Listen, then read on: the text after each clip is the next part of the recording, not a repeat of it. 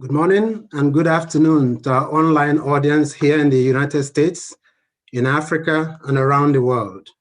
Today we launch Foresight Africa 2021, the flagship report of Brookings Africa Growth Initiative. My name is Aloysius Ordu. I'm a senior fellow and director of AGI here at the Brookings Institution. It is indeed with great pleasure that I welcome you all. To join our conversation this morning, please use the hashtag Foresight Africa. For over a decade now, Foresight Africa has aimed to showcase the top priorities for our continent in the coming year. While Foresight Africa 2021 is no different, the times we face are unprecedented, and so are many of the new challenges we are facing. Let me share with you a couple of features in this year's report. First of all, we have maintained Brookings' well-established tradition of quality, independence, and practical solutions to development problems for impactful outcomes. Second, this year's report features a number of innovations aimed at spotlighting the continent's innovative young people. We introduce new voices at the frontiers of Africa's social and economic transformation, most notably talented young entrepreneurs that are bullish about Africa's prospects against all odds. Third, we highlight the role of women in global leadership. You notice that each chapter is introduced by a quote from an eminent woman, all of whom demonstrate competence and credibility. These women have served or are serving the world in positions of trust and responsibility. They are excellent role models and inspire us all. I believe that these eminent persons symbolize what young girls in Africa and around the world aspire to be, that the sky is the limit to what they can achieve if given the opportunity. We're particularly grateful to each and every one of these eminent women for choosing to share their informed wisdom with us in this year's report. Now about the subject matter of the report. I believe we'll all agree that if there was ever a black swan, COVID-19 was it. A virus that unleashed devastating impacts to our way of life, the way we work, the way we socialize, the way we travel. It's with this in mind that we organize this year's report. Now, let me turn to some of the things you'll find in the report. In Chapter 1, The Great Reset, our contributors see the pandemic as a chance for Africa to rebuild and to emerge stronger and better, and they offer strategies for achieving that goal. In Chapter 2, we cover support for public health to shore up Africa's health systems in preparation for the future. One thing we can be sure of is that the next pandemic is not a matter of if, but when. Chapter 3 reminds us that we cannot give up on the remarkable human development gains of recent years, and so discusses human development with measures to protect our vulnerable populations, especially young African girls whose education and well-being have been severely curtailed. Chapter 4 covers the private sector, entrepreneurs, small and medium-scale enterprises, moms and pops, and traders up and down our markets on the continent. Their role will be particularly important to help the region recover and continue to create sorely needed jobs for our burgeoning population of youths. Chapter 5 covers continental integration with a discussion of the evident solidarity exemplified by the African Continental Free Trade Area and the key roles of other African institutions at the frontiers of our continent's development. Finally, in Chapter 6, we underscore how governance and measures to build trust between people and their leaders play a key role in achieving the goals discussed in the various chapters of the report. Now, here's a key message we convey in the report, that now is the time to act. The virus is a wake-up call. It's a timely reminder that we should do things differently. And above all else, we do things in solidarity. COVID-19 is a vivid illustration of how climate change and infectious diseases can conspire and sneak up on humanity unless we mend our ways. Despite these humongous challenges, we at the Africa Growth Initiative at Brookings, we believe that there are reasons to be hopeful. There's evident solidarity, a newfound kind of we feeling among Africa's leaders. And this is exemplified in a number of ways. The successful launch of the African Continental Free Trade Area, January 1st this year, the expeditious launch of the Africa CDC in the immediate aftermath of the Ebola crisis in West Africa, and the imminent rollout of the single African passport. We convey this sense of optimism in the cover page of this year's report. At a time when globalization is under threat, we witness a newfound solidarity in Africa. While recognizing the havoc wreaked by COVID-19, we see Africa's shared response as a source of light, illuminating the continent at dawn, with the sun's rays of hope, unburdening Africa from the virus's grip, ushering in a new beginning, a new order, a new renaissance, if you like. So on that note, it's with great pleasure that I introduce our moderator for this morning, one of Africa's finest daughters, Ms. Aisha Sise. Aisha, as many of you know, is an accomplished journalist and an author. She's the founder of the We Can Lead, a goodwill ambassador of the United Nations Population Fund, and a former anchor of the CNN. Aisha, thank you again for agreeing to do this. I bid you a warm welcome, and over to you to guide us through the rest of the session today. Thank you.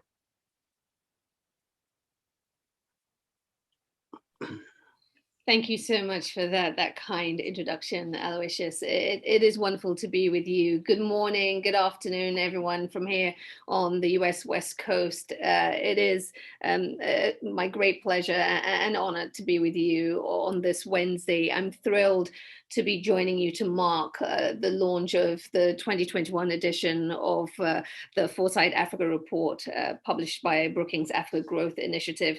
I actually helped launch an edition a couple of years ago. That was back in 2019.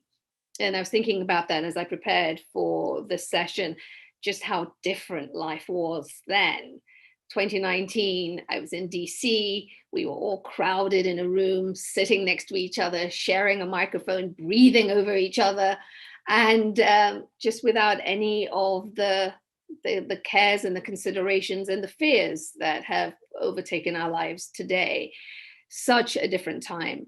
That conversation back in 2019 was very much rooted in the idea of Africa's promise and its peril in terms of the opportunity that existed, but the fears if Africa's youth weren't fully catered for, given the opportunities they need to fulfill their potential, and what that might mean for the continent. Then we were talking about 6 of the 10 fastest growing economies in the world being in Africa. That was the narrative, that was the story. And then you fast forward to us today, here in 2021, and it's a completely different narrative. Everywhere we look, the story is one of massive upheaval, human suffering, tragedy, economic turmoil. Case in point, to drive home the reality of the difference between then and now, I'm joining you via Zoom. I'm here in the United States, where the COVID pandemic has run riot. 25 million cases and counting, over 400,000 lives lost. Hospitals stretched to the breaking point. End of last year, nearly 8 million people had fallen into poverty. And this is the richest country in the world. And this is how hard it has been hit by COVID. And now when we look at Africa, when we look at the 54 countries, and we look at the devastating impact on the continent, and we see cases which admittedly, when we look at case count, significantly lower. I mean, we're looking at just over 3 million cases in terms of deaths, and we're looking at around 87,000. Every death is tragic, I want to stress that, but comparatively significantly lower than what we're seeing in the US in other places. However, also I must add, case numbers rising on the continent now, concerns about this variant out of South Africa, which shows greater transmissibility and could be even more detrimental to health, could lead to severe consequences. The data is still being assimilated. But what you cannot deny is that on the continent, the economic toll has been great. This is how Brahima Coulibaly, the former president or the former director of Africa Growth Initiative and now vice president of Global Economy and Development there at Brookings, here's how he summed it up on page 9 of this year's report.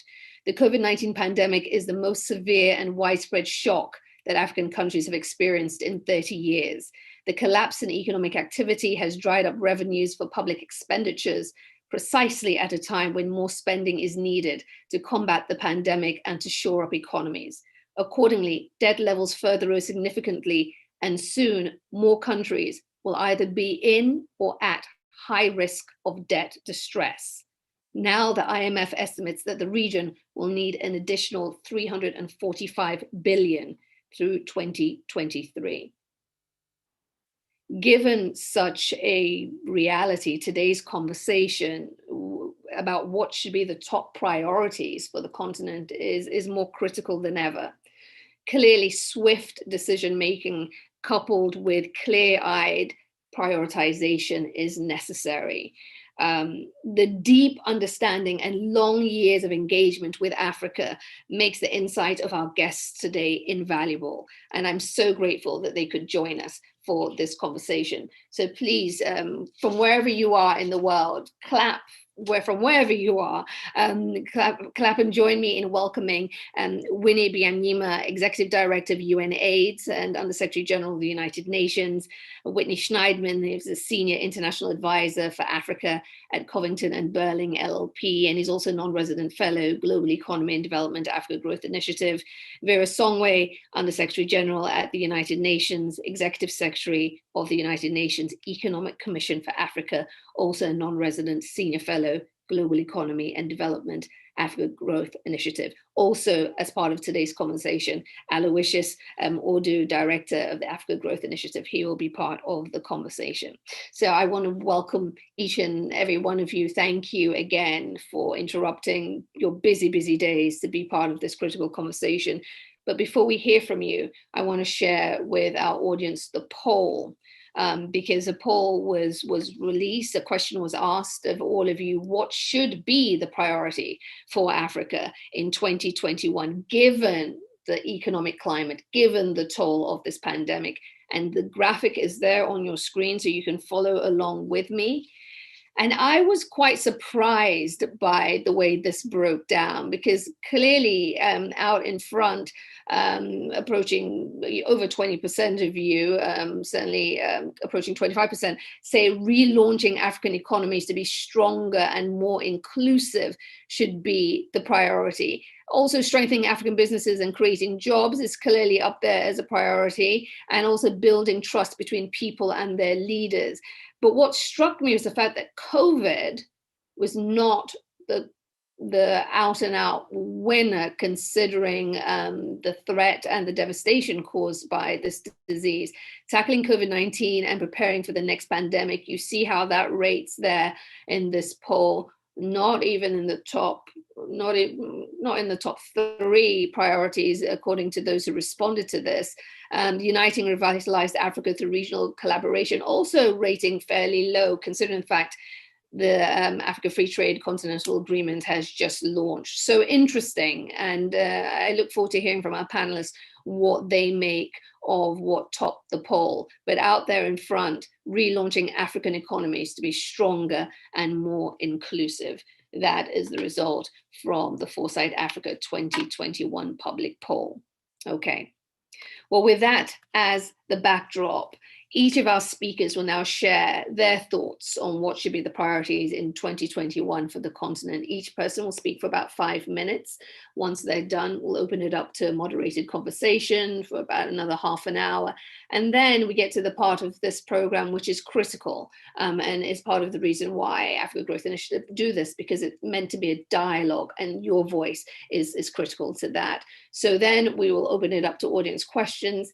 Thank you in advance to everyone who sent in their questions. We'll try and get to as many of them as we can. But first up, let's hear from our esteemed panel. I'm going to start with Winnie. Winnie Byanyima, I want to start this conversation by hearing your thoughts.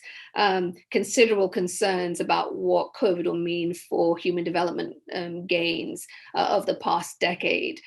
Great concerns about what it means for, childhood mortality. Many people looking at this moment and wondering where to turn next. What are your thoughts on what should be the priority for 2021? Isha, lovely to see you again after a long time. I'm delighted to be with my fellow panelists. I congratulate you, Aloysius, and the Africa Growth Initiative on this year's Foresight Africa report. Thank you for inviting me. Well, COVID-19 is not the first pandemic in Africa, neither is it the last. In 2014, Ebola hit 3 West African countries really hard. And at that time, we said, never again. So neither is COVID the only pandemic we are fighting right now. This year, 2021, marks 40 years since the first reported cases of AIDS. 40 years on, that fight is not over yet. In Africa, we have 980,000 people who are infected with HIV every year, almost 1 million. 440,000 people died from AIDS-related illnesses last year. And on the continent, in Africa, we have 25.8 million people living with HIV, and out of those, 8 million are still waiting to come on treatment. So it's not even one pandemic, we have another one, and many other diseases. COVID has highlighted the fragility of our health and of our economy, and the close link between our health and our economies. So I'm going to talk about 4 things that we need to do, but they are things that Africa has to do, but also has to do in a global context as well. We are part of a global economy. We cannot extricate. And some of what we have to do with others. So 4 things. First, to organize health technologies as global public goods. This is critical. 9 in 10 people in our continent won't get a vaccine, a COVID vaccine this year. If we are lucky, we might vaccinate 10%. A small group of rich countries representing only 14% of the entire population of the world have booked up all the vaccines available. Some of them have 4 or 5 times more than what they need, and the rest of the world is waiting.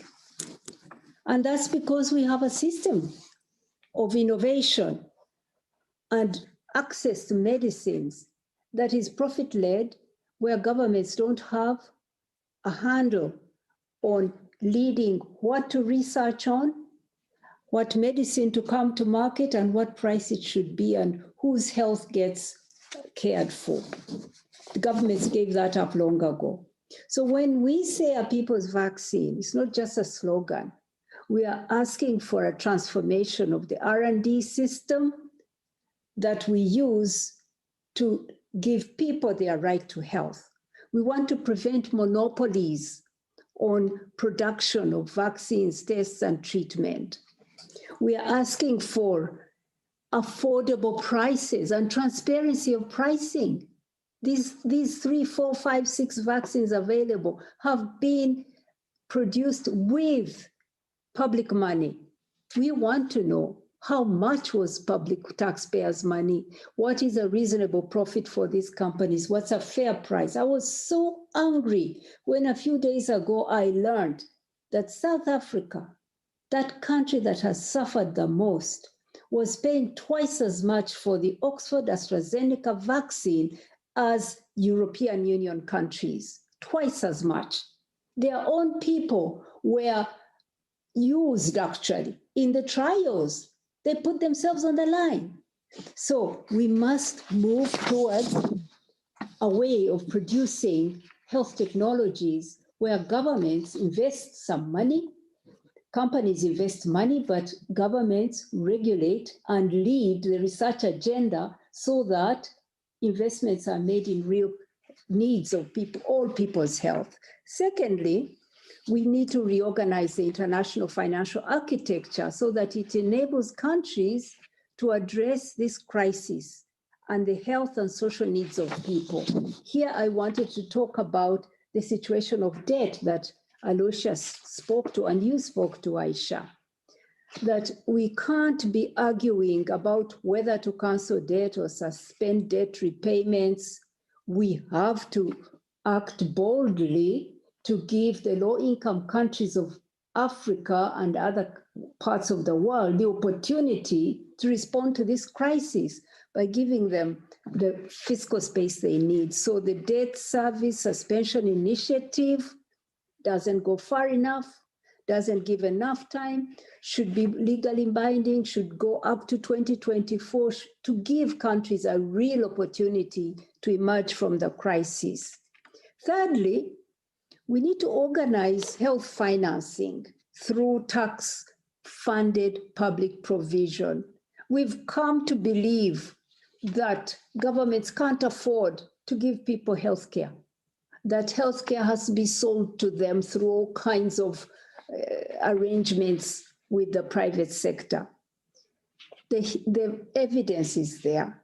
In any country where all people have been given their right to health, can access health care, it has been driven primarily by public provision. That's the reality.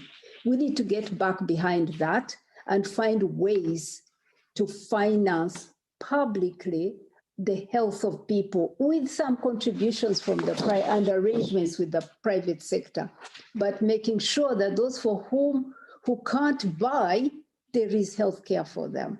Fourth, social, labor, and fiscal policy to tackle inequalities that drive vulnerabilities, health vulnerabilities. Here, I'm talking about the policies we need. First, tax reform to enable our countries to collect their entitled revenues. We need a global corporate tax reform that will enable us to have these companies and rich people pay their fair share in order to pay for services. This is the time for it. The global financial crisis brought about some reform of taxation, global taxation, through the OECD BEPS process. It didn't go far enough, but now this crisis should lead us to a more ambitious reform to bring about the revenues we need. We need labor reform. We've seen just how our frontline workers have suffered on the front lines, vulnerable taxi drivers, bus drivers, shop assistants, health workers. All these people have lost their right of collective bargaining, and they've been vulnerable. Now is the time to give people a living wage, and that has been negotiated globally. No one's going to give a living wage and have businesses shipping out. So some social contract that assures workers their rights in a global economy, their right to health, to work in safe and healthy environments, and to have a living wage. And lastly, by social policy, I mean social protection.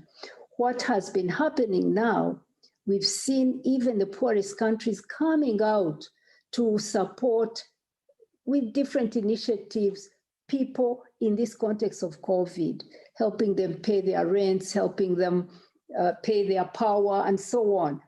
These should translate into more permanent forms of social protection across the world. There are always those people, there will always be in every country people who need a safety net. And these safety nets have also not been treated as critical. They've been also, if you can, now we should make them a must. So those, for me, are policies that we must put in place in Africa, but some of which we must negotiate globally for them to take root. Thank you, Aisha. Winnie, thank you so much for that.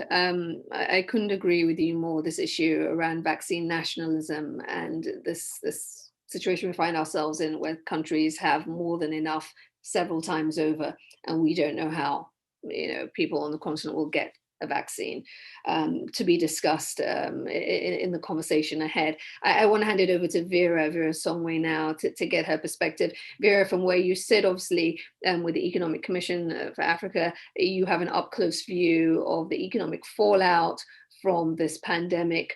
What's your view of the road ahead and how priorities should be structured? Thank you, Aisha. Good morning, good afternoon, good evening to everybody, wherever you are joining us.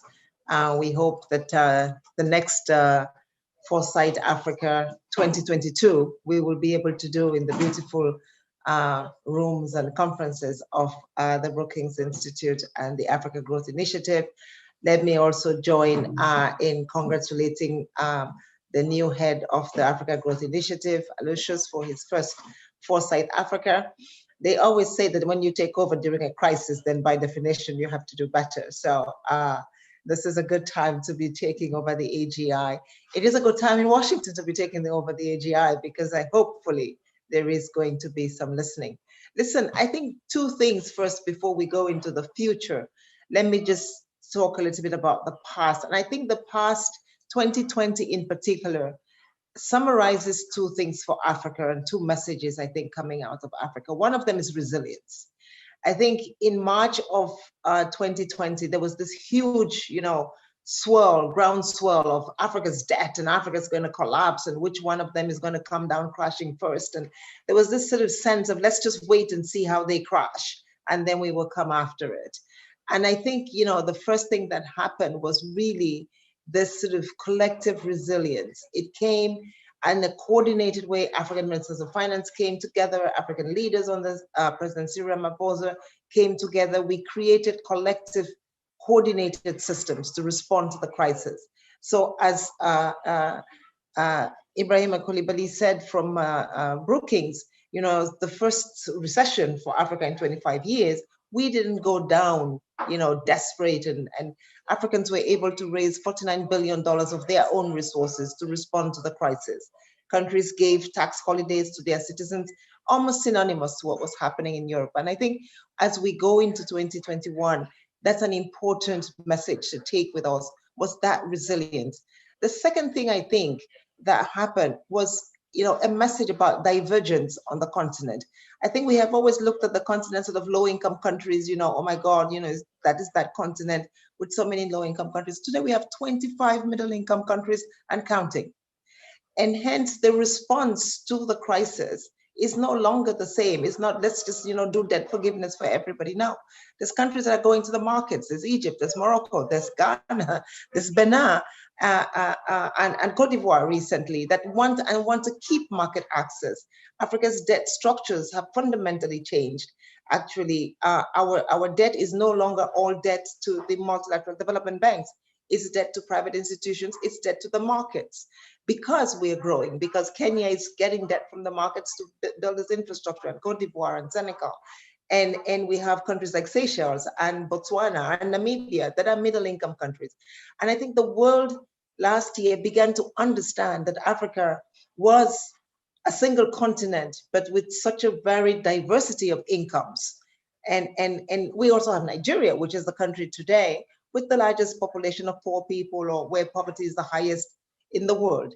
And so again, a different approach. And I think that part of 2020 was really understanding, how does the world deal with this divergent Africa? We couldn't just sort of treat them as one big monolithic block and, throw a debt service suspension initiative and everybody will be fine. Or, we needed more market access. We needed an injection of liquidity into our continent. But because people didn't understand that, it took a lot longer.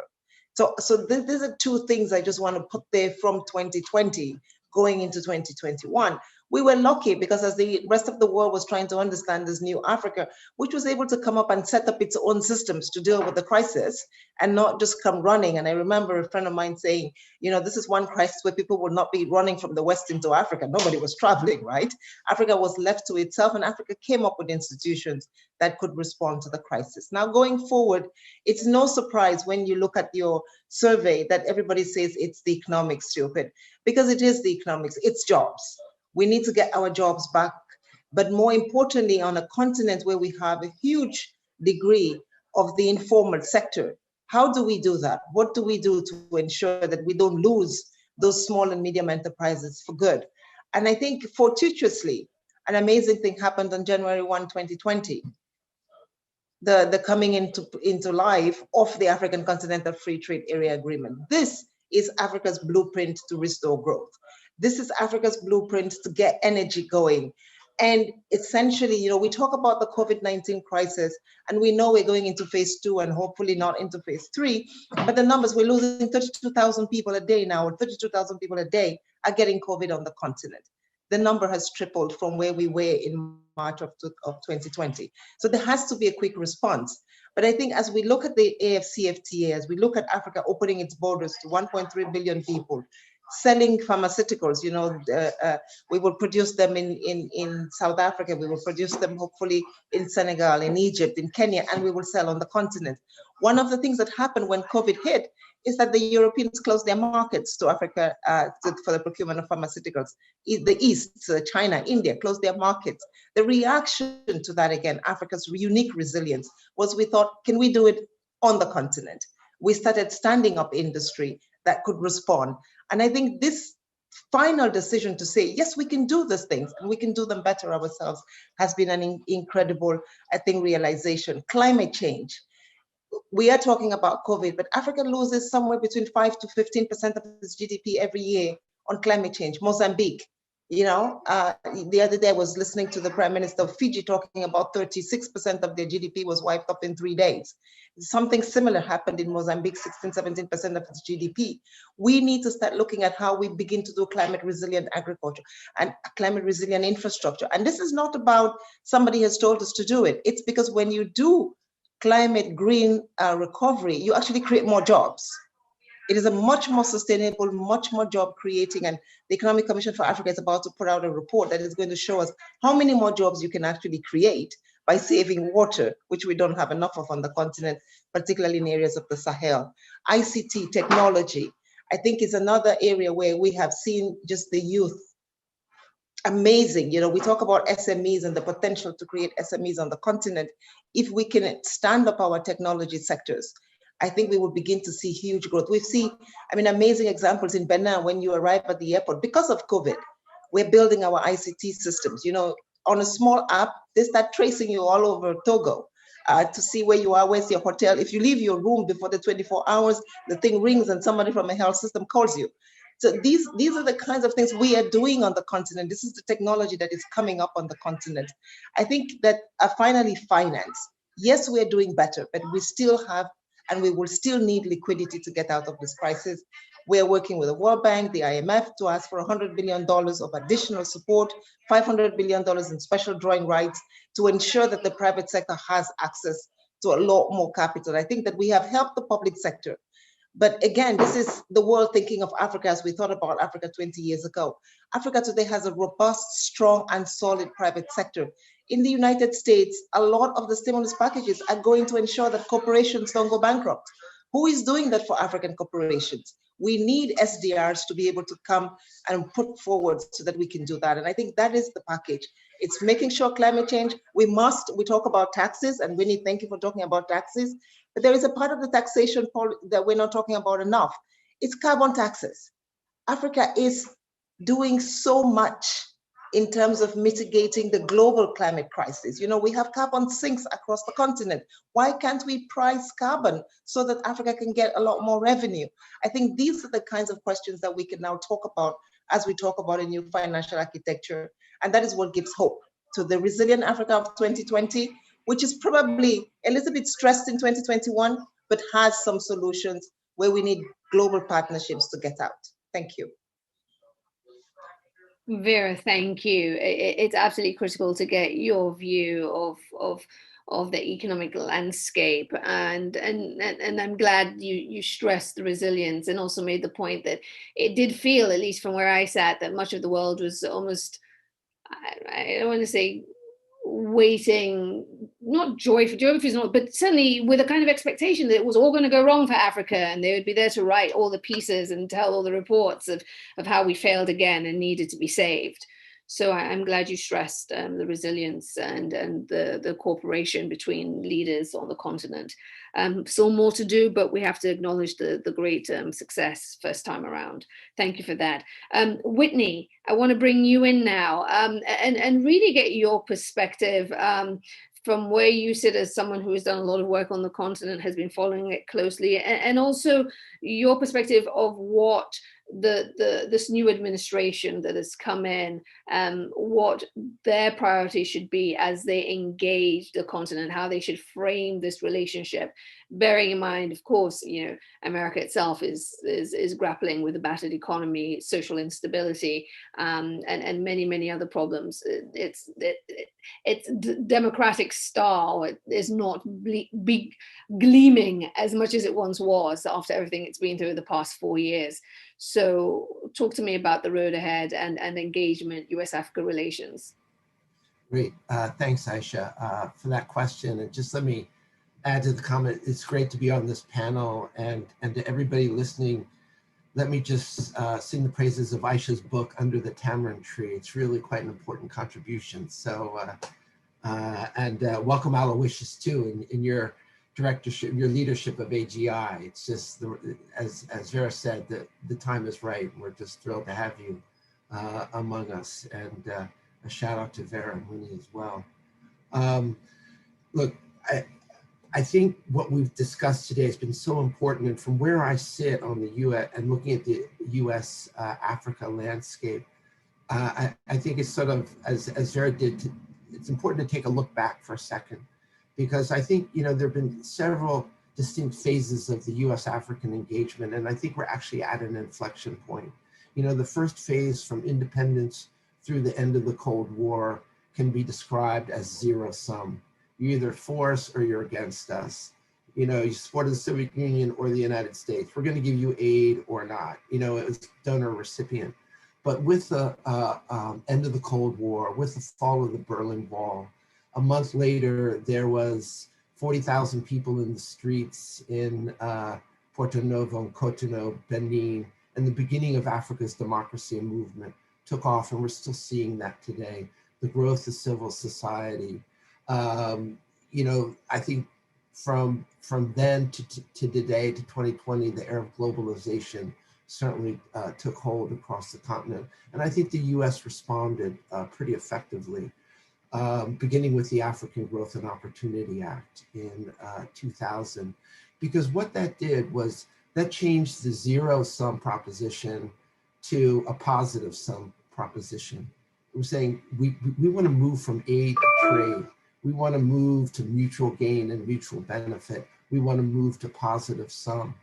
And that's when the US Congress got involved. And as fractured as the American body politic is, the most reliably bipartisan dimension is when it comes to Africa and US Africa. And this bipartisanship in the US Congress not only has sustained AGOA and its extension to the year 2025, but it's underpinned this architecture of programs that I think are highly relevant. So first off was PEPFAR, and the tremendous U.S. response to the HIV/AIDS crisis in the 2000s, but other programs such as the Millennium Challenge Corporation, Feed the Future, the Young Africa Leaders Initiative has been a stunning program. We've had about 5,000 of Africa's best and brightest young folks come to the United States for leadership training. I like to think that we've had 5,000 Amanda Gormans, the young woman who was so stunning at our inauguration. It's that caliber of individuals who's come to the United States to really connect Africa and the U.S. in a new way. And most recently, the creation of the U.S. Development Finance Corporation and Prosper Africa. So I think the architecture is in place to really just deepen the relationship between the United States and Africa. But clearly we are at an inflection point. You know, the U.S. is going through a financial crisis. Aisha, as you said at the outset, you know, the COVID pandemic is running riot in the United States. So the mindset here is, how do we build back better, right? And I think the question is, what role is Africa, you know, what's the role of Africa as the US goes to build back better? And at the same time, you know, what's the role of the United States as Africa goes to build back better? And I think that's sort of a different kind of questioning. I was struck, you know, by the poll. You know, the #1 result is that people on the continent want the economies to be more inclusive. Well, that's what Americans want too. There's a profound inequality, profound systemic racism. How do we address those issues? And that's sort of what we're grappling with. So I think as we look, you know, to the coming years, and as we look to the Biden administration, there's not going to be a magic bullet, that's for sure. But I think what those programs and this bipartisanship points out is that there's a lot of people who get Africa and understand Africa in the United States, who will be going into this administration, who will be working with this administration from the outside. And I think we can move to a much better place. You know, there's some tough issues to address right off the bat. You take trade and investment. You know, how do we increase American investment? I saw one figure the other day that American companies in Kenya employ some 6,000 people. How do we double that over the next 5 years? You know, the issue of the African Continental Free Trade Agreement has to be #1 in terms of American thinking. How do we help accelerate the implementation of the FCTA in such a way that it promotes U.S.-African trade? You know, the Trump administration started the U.S.-Kenya Free Trade Agreement. Vera pointed to the fact that there are 25 middle-income countries on the continent. Maybe it's time for a free trade agreement between the U.S. and a sub-Saharan African country. We have one in Morocco. If we do that, how do we do that in the context of the implementation of the AFCFTA? How can they both be mutually reinforcing? And then, you know, 25 middle-income countries, well, there are others that aren't, and they could probably benefit from AGOA being more relevant. AGOA is going to expire in 2025. So how do we start thinking about that? What does a post-AGOA relationship look like? So that's clearly one basket of issues. We can't turn away from the security issues in the Sahel, in Somalia, in northern Mozambique. I mean, security is at the heart of everything we do. You write about it so, you know, precisely in your book, and it's happening across the continent. And we need to deepen our partnerships, not just with African governments, but with the EU and other nations who care and want to get involved with this. I think many of the health issues, you know, they are front and center. I mean, President Ramaphosa put it precisely yesterday when he spoke to the World Economic Forum, and he said, you know, we are all not safe if some countries are vaccinating their people and other countries are not vaccinating. Does it get any clearer than that? What I would like to see, and I'm hopeful that once this administration really gets in place, we can see sort of another PEPFAR as it relates to COVID vaccines. You know, the US at the forefront, but the US in partnership with all nations who have the capacity to produce vaccines, including African nations, making sure that these vaccines not only are available, but they're distributed as well. I mean, we're dealing with this where I live in Alexandria, Virginia. There are some 20,000 people who signed up for the vaccine. There are 2,000 doses available in my community. So this inequality is playing out all across the world. And that's what we have to be sensitive to. But I'm very confident that we can get there, because I think we have people in the Biden administration, starting with the president, certainly with the vice president, a woman of color from the diaspora, who understands the continent, and other folks, Linda Thomas Greenfield, who's going through her hearings as we speak to be our ambassador to the United Nations, Samantha Powers, head of USAID, people who understand inequality, who understand how to overcome inequality. So, you know, I'm cautiously optimistic. I think we need to pump the brakes a little bit in terms of expectations and give this administration time to get in place, but we can't back away one iota from the dialogue and the engagement with each other and coming up with the ideas, coming up with the blueprints, not just for the US government, but for what this new architecture can look like. So those thoughts, let me turn it back to you. Thanks. Winnie, thank you. Thank you for that very clear-eyed assessment of how the excuse me, the relationship between Africa and this new administration could operate. I think you said many salient points, and also that key point you made about it being America working with and being a partner in what comes next. I think that's absolutely critical and would be welcomed on the continent.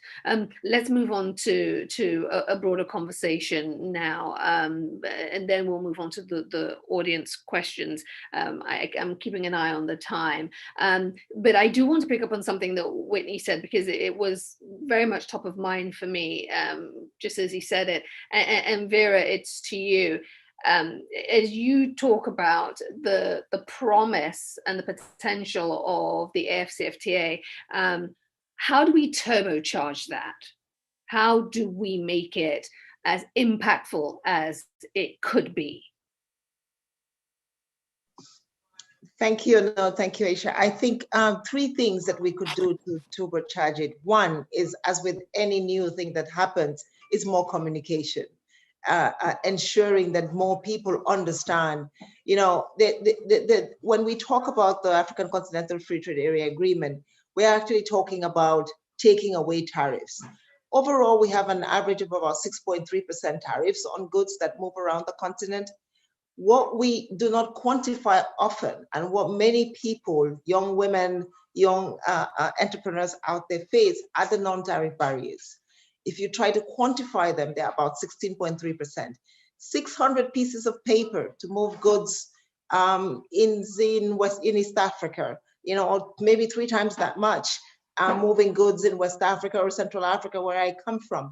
You know, it's this paperwork, it's this crushing paperwork where a small and medium enterprise business can just not survive. This is the secret of the CFTA. And I think this is the story that we have to tell more of. The second thing about the CFTA is pooling of resources.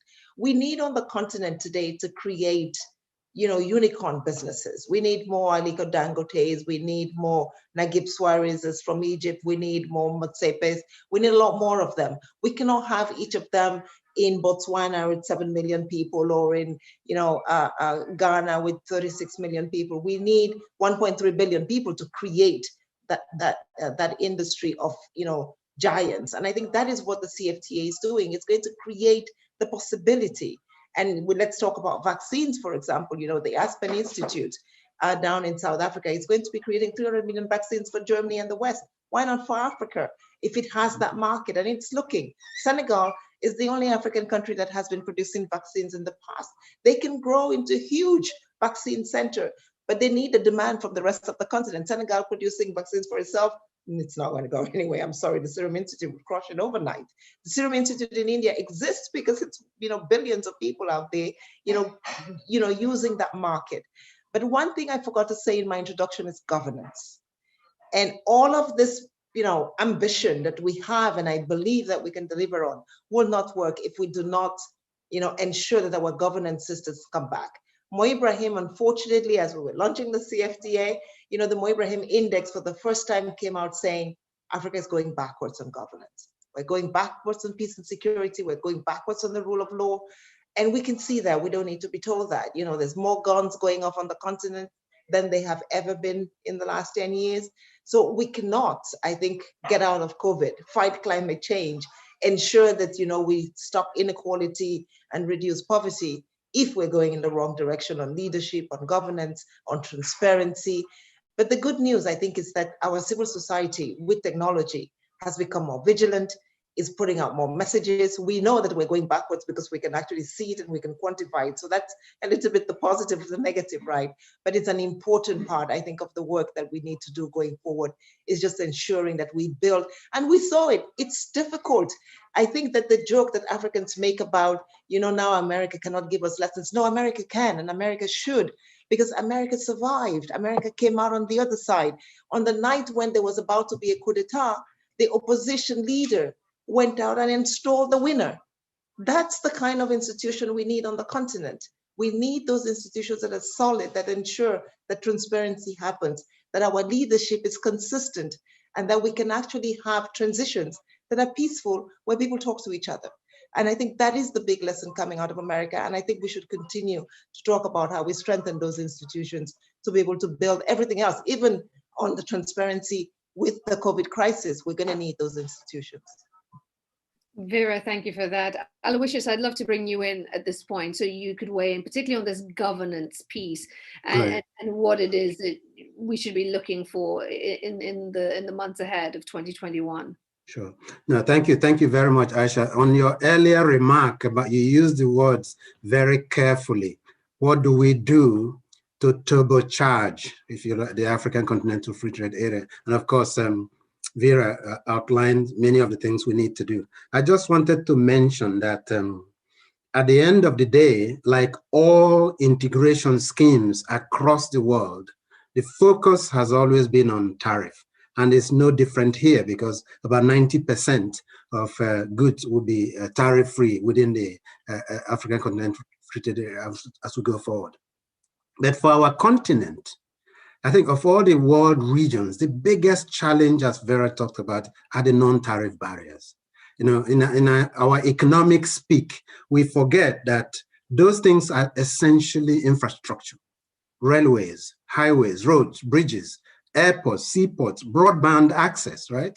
Overcoming this, in my view, is the most important way to turbocharge the African Continental Free Trade Area. In fact, the founding father of Africa's integration, Kwame Nkrumah, he was very clear. He envisaged an integrated continent with unparalleled connectivity.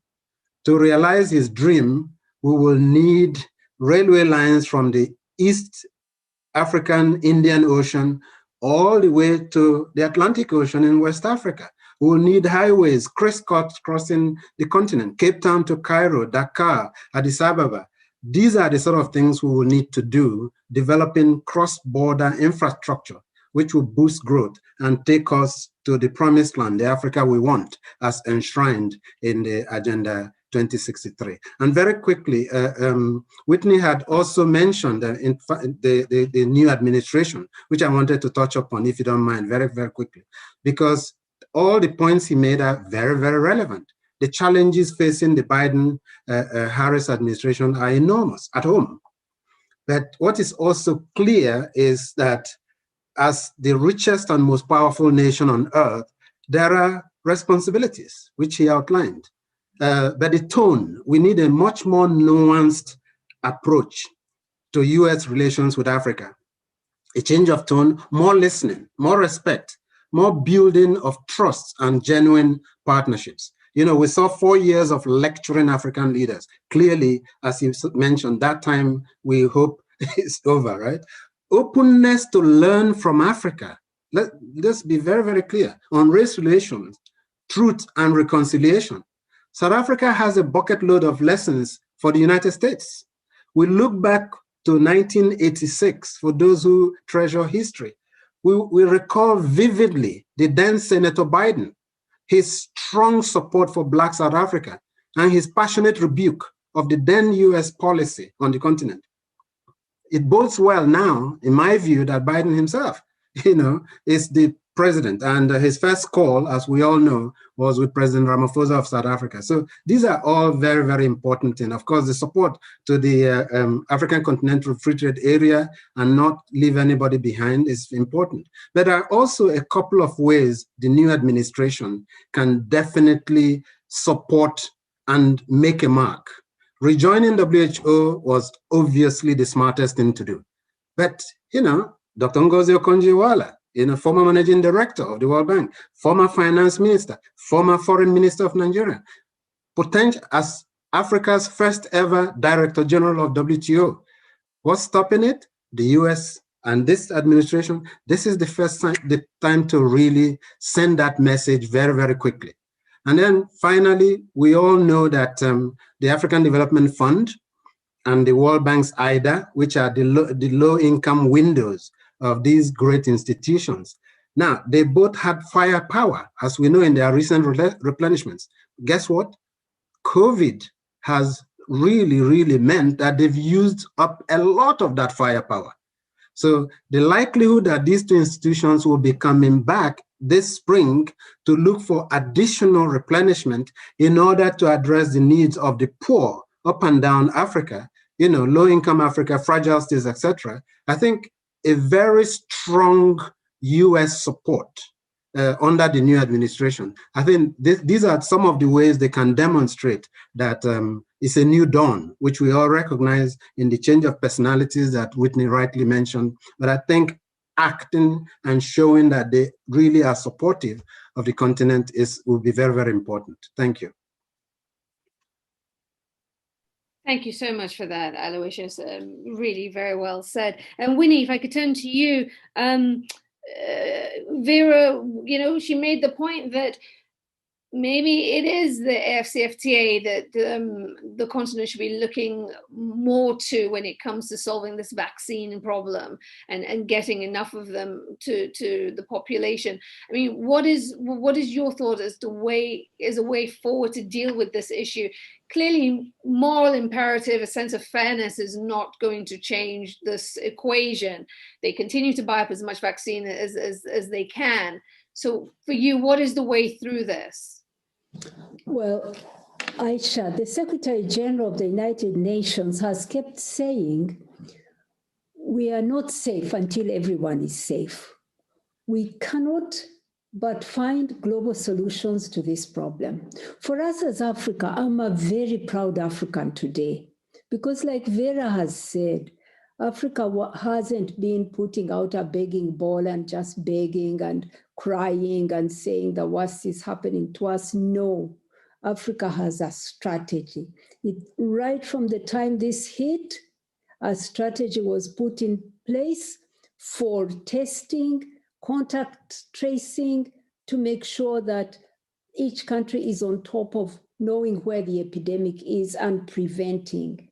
That alliance led by Africa CDC led to, in the first wave, really a minimum number of infections on the continent, because Africa prevented using all it knows about pandemics from the past.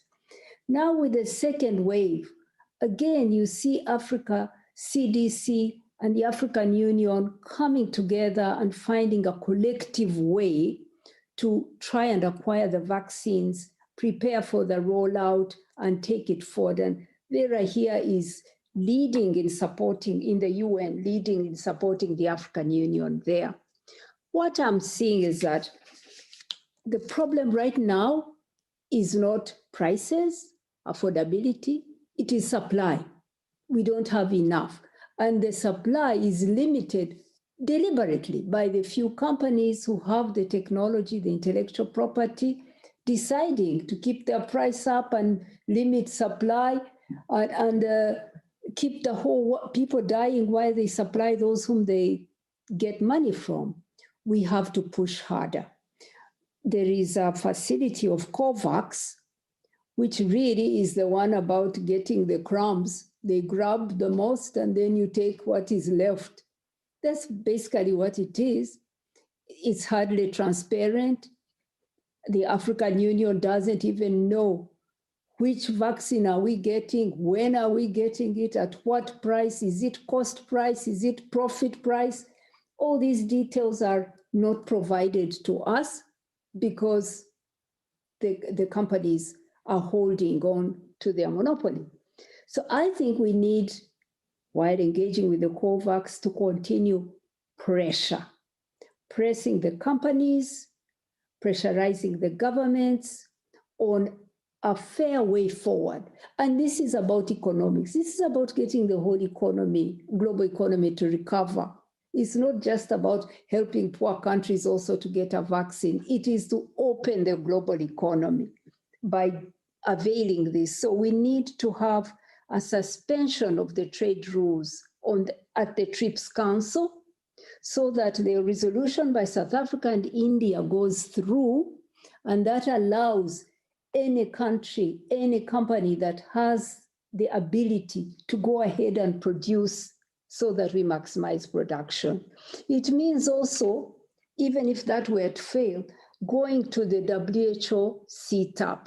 There is a pool called the COVID Technology Access Pool, where technology can be shared. These pools have worked before. They worked for HIV antiretrovirals, where you can actually have a commodity that is produced generically from other producers licensed by the one who holds the intellectual property, and the price is different for different countries, and it's the same product is priced differently in rich markets and poorer markets. This formula works. These companies know it, but they're just refusing because they want super profits in the middle of a crisis. So we want to keep pressure, and Africa can continue pressurizing. But for now, I think we're doing the right thing. President Ramaphosa working together with a group of entrepreneurs, African entrepreneurs, and African scientists are engaging the different producers, are securing as much vaccines as possible for our people, and are preparing, rolling out on the ground, supporting African countries to prepare logistically to roll out the vaccine. We can do it, but the global leadership is lacking. Africa is coming together to fight collectively, but the rich countries are each looking inward in their own country and providing no leadership here. This is a global problem. No one will walk out of it by themselves. So yeah, I am a proud African because we're doing the right things for ourselves, but the global rules are stacked against us. We got to push hard to change them. Aisha, can I just jump in here, because I think he's hitting on a really important point, and that is, what is the role of the healthcare companies? You know, are they part of the problem or part of the solution? Personally, I see them as part of the solution. And I think when you talk to the leadership of these countries, they want to make this vaccine as available as quickly as possible. And you know, I'm reminded during the HIV/AIDS crisis, how antiretrovirals used to be so expensive, and how relatively quickly, maybe not quickly enough, 3-4 years, you know, we started to see generics become widely available. Governments were making them available at no cost. I like to believe that we can get there again, and that the companies want to see that happening. They want to see a healthy world. They want their customers to be buying other drugs for them. So I guess I would be a little different in how I see the role of the life sciences companies. And I think they want to be more part of the solution than they are the problem at this point. Winnie, do you want to respond? Yes, I want to agree with Whitney that actually we should make sure that the lessons from the HIV epidemic are learned. Indeed, when antiretrovirals were found in the North, they were able to put their people on treatment to live long and healthy lives. But it took another 7 years before the prices came down so that people in the developing countries could also buy and or get them free, bought by their countries, and live long lives. In the meantime, we lost millions of people. So this time, we're saying the lesson must be learned and nobody should die now.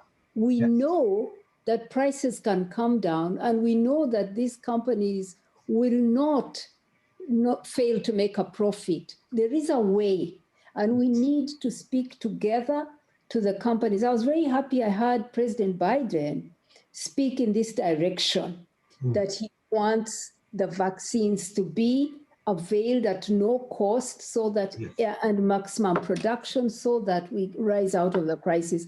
I think he said the right things. I hope he'll give the leadership, and the rich countries need to bear pressure on their companies, pharmaceuticals, to come to the table and share the technology. I think we can do it. Yes, I agree with you, but I completely agree with your point about the need for leadership. You know, with President Biden, with other leaders from around the world, with the leaders of the life sciences companies, with civil society, individuals, you know, UNAIDS and yourself and others, to really make sure that the solution is fast-tracked and that it's really done in the next 24, 36 months. I think it's totally possible to do. It is. I'm glad to hear that there is so much positive feeling about a way through this, because it is something that's been troubling me greatly. So I'm really glad to hear Whitney and Winnie speak about a way of tackling this vaccine issue for the continent. I do want to get in some audience questions, because people have been kind enough to write in before today. And I want to go with this question from Marie Smithson. From Lafayette Orinda Presbyterian Church. She asked this question, and I'm going to go to you, Vera, with this, and then after that, anyone, please feel free to jump in. We only have about 19 minutes, so in fact, less than that, 14 minutes rather. So let's keep the answers brief so we can get in quite a few questions. Vera, she says, since corruption on all levels is so pervasive, how would we guarantee that a loan would be used for its designated use? Many agencies or organizations or individuals would take a cut. Just this question of transparency and governance. No, thank you very much. Thank you. Let me answer it in two spaces. The first space is, first of all, we need to get those resources coming to the continent. So as Aloysius said, recapitalization of the multilateral development bank so they can put more resources onto the continent, an extension of the debt service suspension initiative. We hope that the new US government is going to take that to the end of the year. The special drawing rights, I think with the new Secretary of the Treasury, first female Secretary of the Treasury in the United States, we are really looking forward to her approving an increase of $500 billion of special drawing rights to the IMF that can then go to the countries and to the private sector. How are countries going to ensure, and it goes back to this government, and then finally the liquidity facility. We do need, our countries are going back to the market. But I think what we're watching in this crisis is the largest transfer of resources from the developing world to the developed world. Essentially, we are borrowing in the markets at 6%, whereas in the West, the West is borrowing at 1%. So we're transferring resources. It is because we're doing that and borrowing so expensively that we must ensure that when the resources come to the continent, they're used transparently. And that's why I think this whole ICT process, and maybe the need for the development institutions, the World Bank, the African Development Bank, and others, to ask these countries to put resources out more transparently. Again, you know, there are no magic bullets. We've seen even in the United States, the first stimulus bill, you know, people that were not supposed to get it, got it. The good news here is that we found out, and maybe in some cases we're able to rectify it. So that these mistakes or that these issues will happen is there. But I think what we need, again, are institutions and systems put in place. In Kenya, there's somebody called Kenneth Odede, and I hope everybody knows him, but he's like one of my biggest, you know, he is down there in the trenches saying, if you want me to buy a $1 mask, tell me what you did with the resources you got. I think President Cyril Ramaphosa is also saying, you know, let's put in place transparency systems. With technology today, we can trace the resources. We can find out who got the mask and who didn't get it. So I think it's really institutions working with civil society, building those partnerships. But finally, the developed world, the markets have to be transparent. We cannot follow the money if we don't know where the money came from or who gave us the money. And now that we have varying degrees of funders, you know, bilaterals, China, India, Turkey, we need to know where those resources are going to. We need to know who is getting it, on what terms. So the transparency of resources that are coming into the continent, of those contracts from the private sector, the banking sector, is going to be critical for moving forward. Thank you. Thank you, Vera. Thank you for that. Aloysius, I want to bring you in here in response to, and first of all, let me also say thank you to Marie for that question. Lars Benson from CIPE, thank you, Lars, for writing in. He asked this question: what do we need to see from the AFCFTA to know whether or not it's working in 2021? I absolutely believe that our brother Wamkele Mene, who is already in Accra as the head of the AFCTA, they've already set off on the right footing. Because the idea of trade liberalization, we talked about, we know the limits of it, etc.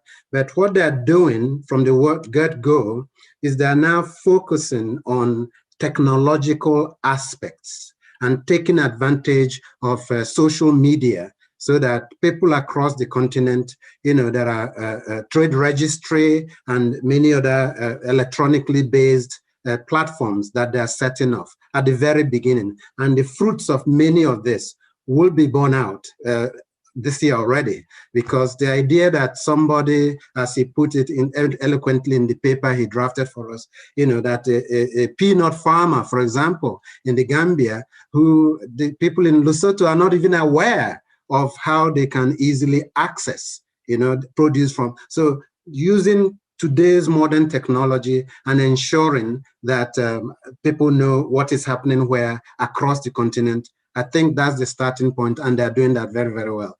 And of course, the idea of trade facilitation, I think Vera mentioned it, and in one of the reports she put out recently, it's quite clear that some of the things we need to do on the customs front, you know, they're not rocket science. The World Bank used to publish this ease of doing business, which was a brilliant report because it gave you a chance for the best to come to the surface, right? And many African countries were actually making tremendous progress in terms of eliminating some of these barriers at the customs, etc., and the regulatory regime. So many of these things at the country level, and then at using technology, I believe in the interim, those are absolutely the first things that should happen. And Wamkele Mene is on track to deliver on those initiatives. Thank you.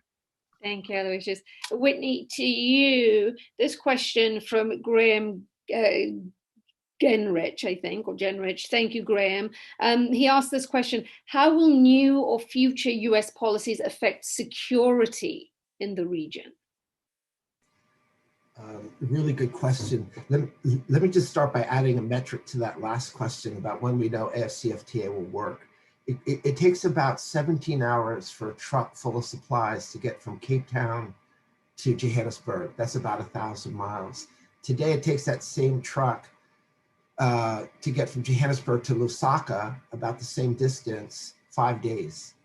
So when we know that that truck can go do that Johannesburg to Lusaka route in the same time as Cape Town, I think we'll know AFCFTA is really delivering, and I'm confident we can get there. On the security question, you know, I think we need a rethink here. There's just no question that, you know, the issues in the Sahel, the issues that you write about, Aisha, in northern Nigeria, and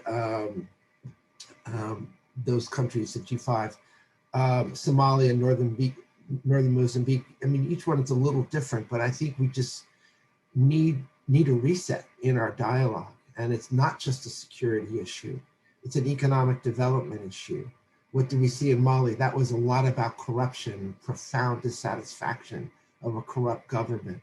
You know, people need transparency. People need accountability. People need options from taking what they need by force so they can get it through opportunity.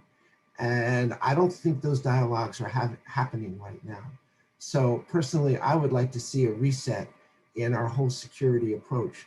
For instance, in the AGOA relationship, annually there's a US-Africa ministerial with trade ministers. I would like to see that translated into the security sector as well, and to see our new Secretary of Defense meet with his and her counterparts on the continent to begin dealing with security in a new way, and bring the development equation, bring the commercial equation into the equation, bringing the health equation dimension into the equation. And until we get there, I think we're going to be just trying to put out fires, as it were, until we begin to deal with these security questions holistically. Thank you, Whitney. Winnie, this question from Katano Peng. Katano, thank you for sharing this question. Katano writes, the political and military instabilities hinder economic development and eradication of poverty. On the other hand, the causes of these instabilities are associated with the lack of development and poverty. How can these interdependencies be resolved to promote both peace and sustainable economic development? Thank you, Aisha. Also, to add to the points that Whitney was to the earlier question, I think there was something that the Trump administration did that was in some way helpful to Africa. President Trump did not want to use this American leadership of the world. He wanted to look inward and to let other countries manage their own affairs. I think to some extent, the Africans have tried to stand in and resolve our African problems ourselves. And we need to move further along that road of resolving the conflicts that are raging on the security issues on the continent in order to free up our resources and human beings to live and to innovate and to live good lives.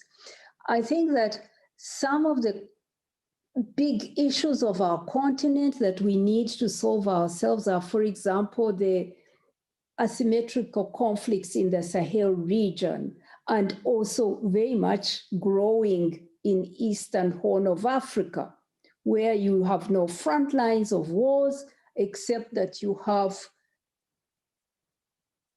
armed groups, people who arm themselves, who attack, who don't declare a war, but who are extremists and are creating insecurity. It's a new form of conflict. We don't have the tools to resolve it. They are non-state actors.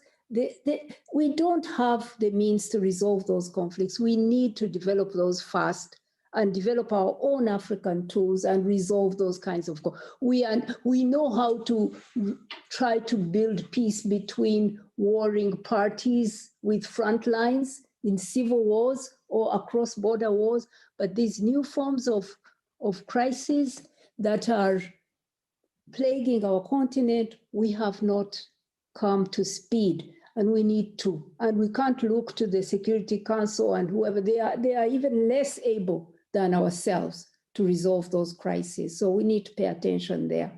I wanted to say that this virus, this war against the virus, has really taught us that investing in our health, in the education of our people, is not an add-on or something you might do, but you must first grow the economy, you must first invest in wars. No, this is the real war now. The war now is against a virus. It has found us underinvested in health, with broken, weak health systems.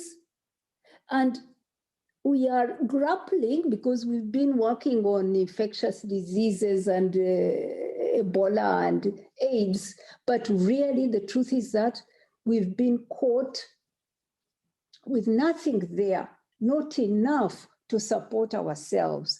And I think this is the time for African leaders to understand that investing in our health is also investing in our security. Investing in education of people is also investing in security of our countries. Winnie, thank you. And it is the perfect segue to my final question as we draw to a close with about 6 minutes to the end of this gathering. And this is a question that I'm going to pose to all of you. So I'm going to open it up, give it to Vera, and then I'd love your take, each and every one of you. This was something that is in this report, the 2021 edition of Foresight Africa. And it's a question posed by Kasarim Nwuke. He says, given the financial constraints, are we at the point where the SDG should be amended, reduced in number, so that Africa should be focused on its 2063 agenda instead? And I'd love to hear your thoughts, Vera. Basic point, the financial constraints, they're severe.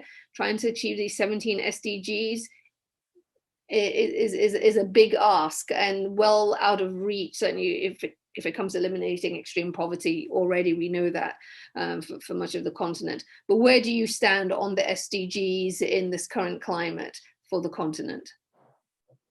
I think everybody is frozen on my screen. I don't know if you can hear me better, but the Secretary General and the Deputy Secretary General, Amina Mohammed, I think this year, last year, 2020, we launched a decade of action for the SDGs. And when COVID hit, there was a big question, can we still launch the decade of action? But I think more than ever, the decade of action for the SDGs is important. There is no, I think, set of goals that brings the world together as powerfully as the SDGs. We need to continue on the SDGs. And actually, because of COVID, and maybe because of this resilience we talked about on the continent, Africa is maybe actually going to spearhead faster towards the SDGs. We are talking now about human capital. We're talking about educating our kids and our girls differently. We're trying to put them onto technology. So I think there's a couple of things that we can do better and do faster because of the crisis. What we need to do is look at how we finance that. And the Economic Commission for Africa just came out with a report on innovative financing for development, where we're looking inward as well, our pension funds. Can we do differently with our pension funds? Can we use Africa's own resources to ensure that? Now, on the SDGs and Agenda 2063, the Africa we want, the first 10 years of Agenda 2063 respond to the SDGs. So I think it's a false argument to say, should we focus on Agenda 2063 and forget the SDGs? They are together. And the SDGs are an interlinked set of partnerships, of resources, of women, of reducing poverty, of ensuring infrastructure works. It's everything we want to do under the infrastructure development agenda for the African Union. It's everything we want to do under Beijing Plus 25 global goals on gender and ensuring gender equality. Silencing the guns is in the SDGs as it is in the African Union 2063 agenda. So no, I think more than ever before, what we need is to strengthen those partnerships to ensure, as our Secretary General has said, that the African Union and the United Nations come together and work hand in hand to make sure that we meet those goals. Vera, thank you. I'm just going to go around the house. Aloysius, final words from you on that question of the SDGs and parting thoughts. Thank you very much. And that was a very good observation and question indeed. In fact, in preparing this report, we debated that idea in-house. And in the end, we basically, if you might refer people to the Human Development chapter 3, we ended up basically posing those questions because in our mind, our sister Amina Mohammed, under Secretary at the United Nations, was very clear along the lines that Vera has just articulated, which makes eminent sense. At the same time, we had one of our brilliant scholars, Kasarim Nwuke, former UNECA, who also articulated, when you think of what has hit us in terms of this black swan, the idea that we will continue with 17 goals and 168 or 169 indicators, whether is this not too much? Is this a time to really now revisit and reprioritize some of these indicators and goals. I think, as Vera mentioned, and as Amina Mohammed captured very, very well, there is a case clearly to move forward on the goals we have right now. And secondly, to take advantage of the newfound we feeling, if you like, the solidarity that Winnie has really, really emphasized a number of times today, because one of the things that has emerged on the continent is this newfound solidarity. At a time when the world is really fractured and globalization is under severe threat, Africans are really pushing together. Sure, Agenda 2060 remains a long-term goal, but there's no reason why we couldn't basically continue to pursue the goals, even if it means that we do not meet all of them, because the ability to meet all of them inevitably depends on financing. This is where the last point, in my view, one of the biggest challenges facing our continent right now, as I think Winnie touched on this as well as Vera, domestic resource mobilization. If there's one thing we've learned, remittances have hit the floor. Foreign direct investments are curtailed, and of course, ODA is under stress. Guess the countries who actually give the ODAs are themselves domestically challenged. So, if there is one rising up of Africa, is this idea of taking advantage of what we just gone through and behave differently, mend our ways, reduce the leakages in our tax system, modernize using technology to make sure that the revenues come in, and make sure that the rich pay their fair share and companies as well. Domestic resource mobilization. If Africans, all 55 countries, could push towards 25% to 30%, I think we'll have a completely different continent. Thank you very much. What a hopeful note there from Aloysius. He's our hopeful soul here this morning. I want to go to Whitney, your final thoughts and on this question of prioritization and where the SDGs fits in. It's a really important question, because there's no question that the MDGs and the successor SDGs has really helped to, create this we feeling, as Aloysius just intimated. But what I find with a number of the companies that we deal with across sectors is that the list is so long, and what they're beginning to focus on are ESG goals, environment, social, and governance. So what does that mean? That means companies get it, and they understand that, investing in people has to be part of the investment plan, has to be baked in at the beginning. This isn't some sort of extraneous do-good thing. It's very important to the commercial success and the developmental success of the country.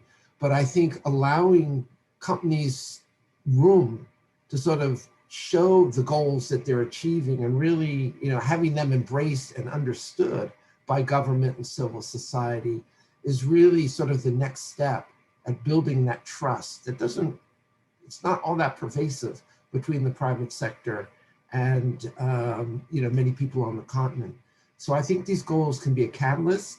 I think simplifying is a good thing, and maybe we have another Zoom just dedicated to that subject. I don't know, but it's really quite important that we see that the private sector investment, job creation is really an integral part of the economic development paradigm, addressing inequality, addressing poverty, and most importantly, addressing the COVID crisis that we're all facing.